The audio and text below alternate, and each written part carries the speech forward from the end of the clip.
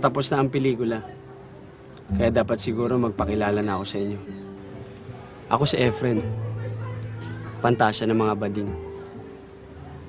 Katawan at sex organ ng puhunan. Oo. Nagkarelasyon kami ni Lolo Jack. Minahal niya ako at pinakinabangan ko siya. Kaso hindi ko talaga siya magustuhan eh.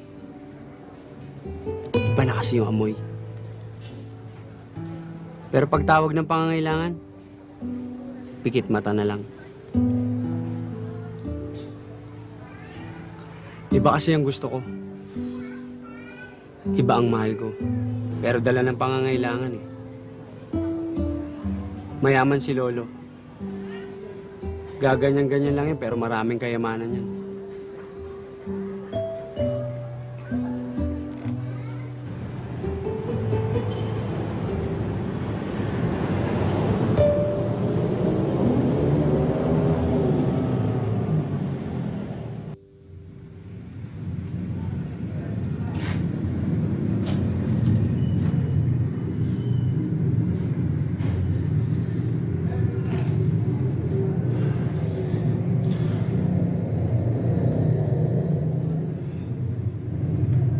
Na alam kung ano pang sasabihin ko sa'yo, anak.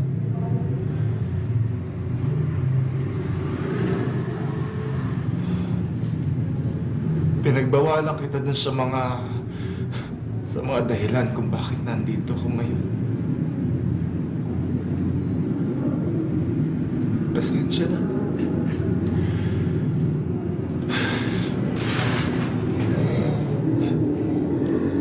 Sa akin kaya tanhawa eh. Pero hindi. Hindi naman nakakahawa yung pagkabakla eh. Yun nga lang, minsan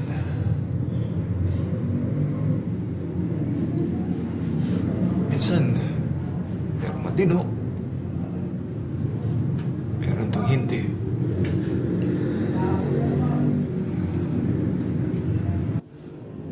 Inagawan kasi ako ng matandang yun eh. Alam naman niyang siyota ako si Efren eh. Inagaw pa.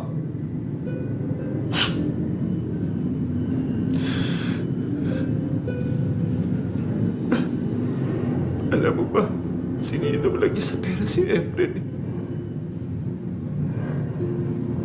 Alam mo anak, dati rin akong kabit niya. Kaya yata ako nagkaganito eh. Sinilaw din niya ako. Kaya nang ginawa niya kay Efren.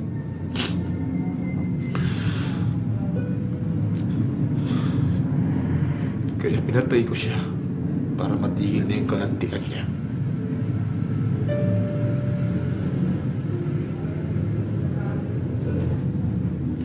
Pasensya na, anak. Naglulubanti na ang tatay mo eh.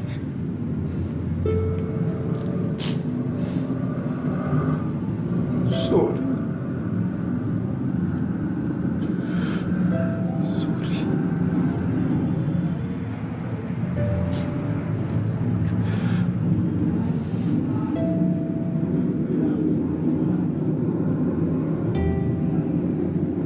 Sorry. Ang dami pa niyang pinento. Yung iba, hindi ko na matandaan kung ano. May highlight din palang eksena ko. Hindi nga lang ako. Ang tatay ko. Bahala na. Basta ang alam ko, tama ang ginawa ko. Ginawa kong hindi ko alam kung kayang gawin ng ibang tunay na lalaki.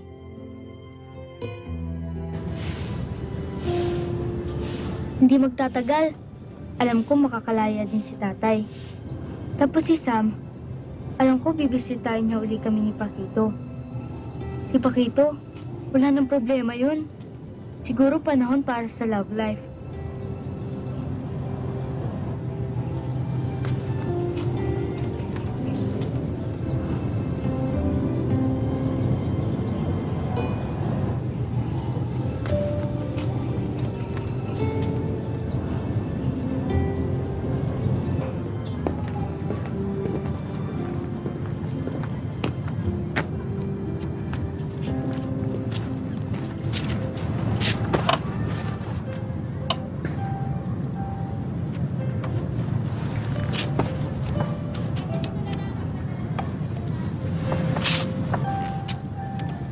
Okay ka lang? I'm okay. Excuse me ah. Muna na ako, marami pa kasong gagawin sa bahay eh.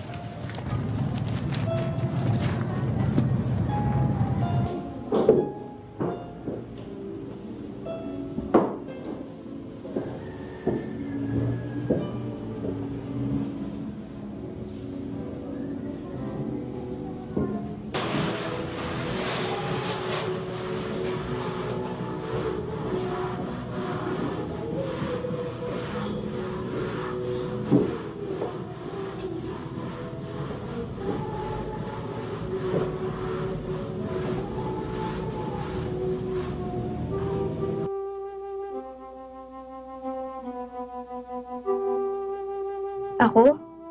Okay naman ako. Hindi naman ako nag-iisa sa bahay. Sinasamahan ako ni Efren at inaalagaan. Mahal niya talaga si Itay. Kaya pala nakapatay si Itay. Mahal nila ang isa't isa. Minsan, magkatabi kami matulog. Katabi ko matulog ang lalaking gusto ko bukod sa idol ko at kay Jan.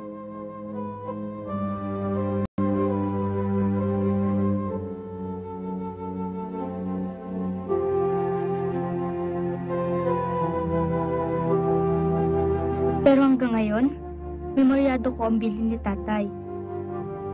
Huwag kang gagawa ng bagay na maaari mong ikahiya.